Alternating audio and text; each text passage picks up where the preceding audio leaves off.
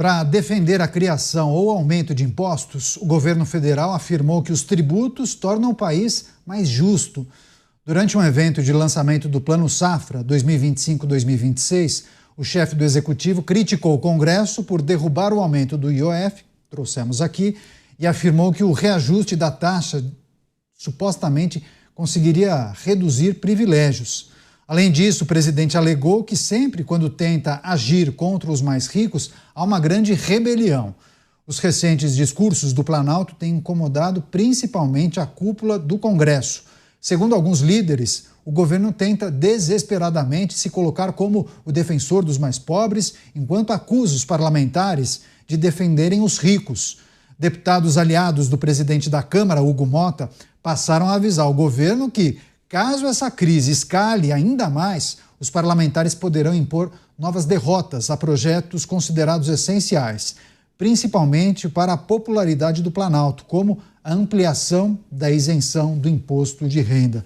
Começar essa com o Luiz Felipe Dávila e ainda o chefe do Executivo, nesse discurso, Dávila, disse o seguinte: é difícil, muito difícil, só pode ser ganância, só pode ser a desgraça, a desgraçada doença de acumulação de riqueza só para mim e não para os outros. Enfim, eu observo uma escalada nesse discurso para você pintar esse cenário do nós contra eles, dos ricos contra os pobres, né? Tentar seduzir parte do eleitorado para incutir a ideia, olha, estamos lutando por vocês, estamos brigando para que vençamos essa disputa, Dávila. Caniato, a fala do presidente da República me lembra uma fala do presidente Ronald Reagan. O Reagan, uma época, fez uma definição do governo que cabe perfeito ao governo petista. Ele dizia o seguinte: o governo é um canal alimentar com grande apetite, é como um bebê. Numa ponta tem muito apetite e na outra nenhum senso de responsabilidade.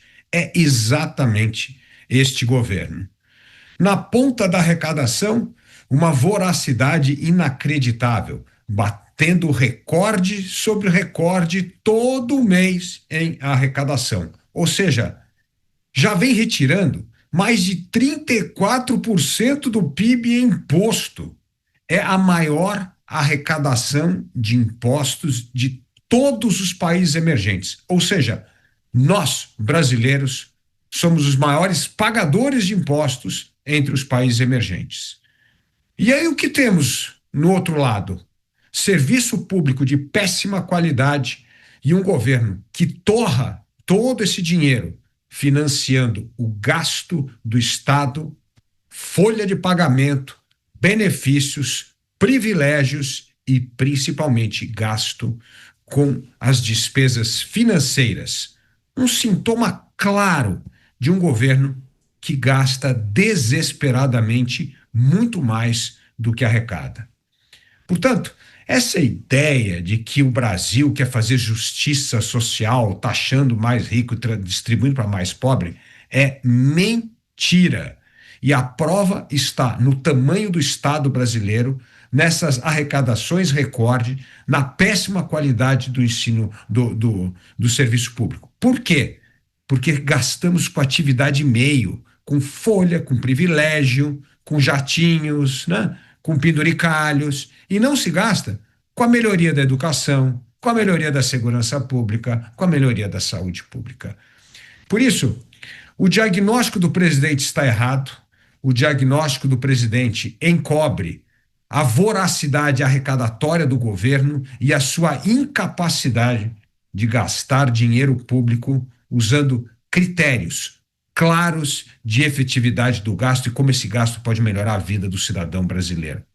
É um governo que vem gerando inflação, taxa de juro mais alta dos últimos 20 anos e o país que mais arrecada imposto entre todos os emergentes. Por isso, o presidente precisa voltar para a prancheta e fazer um diagnóstico mais preciso, porque se continuar só com essa fala ideológica, vai aumentar a animosidade do Congresso Nacional, vai aumentar a rejeição do eleitorado e vai cavar cada vez mais profundamente o buraco da irresponsabilidade fiscal, que faz com que o Brasil gaste quase metade do orçamento com pagamento de despesas financeiras e dos juros. Pois é, os nossos comentaristas, analisando as manifestações do presidente da República, fez um discurso e disse que os impostos tornariam o Brasil mais justo. Acácio, mais justo para quem? Porque muitos questionam justamente o volume de impostos cobrado e também a aplicação desse recurso, né? Sem dúvida, Caniato. O Brasil, e isso não é segredo a ninguém, é um dos países, se não for o país, que tem a maior carga tributária do mundo. Carga esta dividida nas 3 esferas de poder, porque nós temos impostos municipais, impostos estaduais e, neste momento, o imposto que nós discutimos e criticamos é um imposto federal. E é importante que se frise também que, para além desta arrecadação exacerbada, nós temos uma máquina estatal muito pesada, muito custosa e improdutiva. Improdutivo no sentido de não entregar, não se fazer sentir, não fazer sentir as suas ações no dia a dia da população. Dei um exemplo há pouco e acho que vale reiterar, a questão das emendas parlamentares. Hoje, 1/3 do nosso orçamento é controlado pelo Congresso Nacional, a pretexto de os representantes do povo indicarem diretamente parte desses recursos. E aí eu provoco quem nos assiste. Desde então, a nossa saúde melhorou ou piorou? A educação dos nossos jovens e crianças melhorou ou piorou? A infraestrutura Brasil afora melhorou ou piorou? Há uma série de aspectos, há uma série de elementos que tornam o nosso país custoso. Custoso no sentido de caro e improdutivo, no sentido de este valor todo, este preço todo não é revertido no dia a dia da população. Então, respondendo objetivamente a sua pergunta, justo para quem? Eu não sei. Eu sei que ele não será justo para o povo, para as pessoas, principalmente aquelas que dependem do Estado para se manterem. Passar para o Roberto Mota, porque ontem, né, Mota, você fez uma análise muito oportuna e muito interessante a respeito dos impostos, as percepções das pessoas sobre os impostos, e aí, no dia seguinte, tem essa manifestação do presidente da República dizendo que os impostos tornam o país muito mais justo, né? Uma narrativa que ele, por diversas vezes, procura compartilhar, defende com unhas e dentes, mas também tem as muitas acusações de que as administrações progressistas ou mais à esquerda não se preocupam em aplicar bem o dinheiro arrecadado. Ao contrário, utilizam esse dinheiro para catapultar a própria administração, pensando em uma reeleição, Mota. Justiça social é uma construção ideológica que não tem qualquer significado. Como eu disse aqui, ela parte do pressuposto que algumas pessoas são tão inteligentes a ponto de poder determinar quanto de dinheiro cada um de nós deve ter. Vamos explorar essa ideia. Eu me lembro de uma frase linda dos socialistas que diz mais ou menos assim: cada um contribui segundo a sua capacidade e cada um recebe segundo as suas necessidades. Uma frase clássica, com diversas variações. Uma frase linda, né? Que tal a gente começar aplicando isso a quem está no governo, a quem faz parte do Estado? Eu pergunto, caro espectador, caro ouvinte, você que está me ouvindo agora, dirigindo aí no meio do trânsito, no seu carro de aplicativo, preocupado, porque hoje já é dia 1º, as contas, os boletos em cima da mesa. Eu pergunto a você, como é que alguém pode falar de justiça social comendo lagosta, tomando champanhe, vivendo em palácios, viajando o mundo inteiro, se hospedando em hotéis de luxo? Se os políticos do governo, se os políticos do Estado estão preocupados com essa tal de justiça social, Por que eles não dão um exemplo? Por que não começar essa tal de redistribuição de riqueza, distribuindo a própria riqueza deles? Em que mundo é possível voar para lá e para cá de jatinho, tomar vinho que custa R$5.000 a garrafa, ter patrimônio de milhões de reais e dizer que quer distribuir a riqueza? A resposta é muito fácil. Essa é a essência do que se chama de socialismo. Porque se a esquerda praticasse realmente o que ela prega, ela tinha acabado ainda no século XIX. Agora, Dávila, tem algumas manifestações de pessoas que nos acompanham questionando que o atual grupo que governa o país já governou o Brasil em outras oportunidades. E do jeito que eles falam e pregam, parece que no momento em que estiveram no poder a situação era muito diferente, que eles conseguiram imprimir um outro ritmo e mudaram a realidade do Brasil. Queria que você discorresse um pouco sobre o Brasil que a gente tem acompanhado ao longo dos últimos anos, principalmente quando a gente olha para as administrações progressistas e tenta cruzar isso com essa ideia de que cobrar mais imposto tornará o Brasil mais eficiente e, por consequência, mais justo.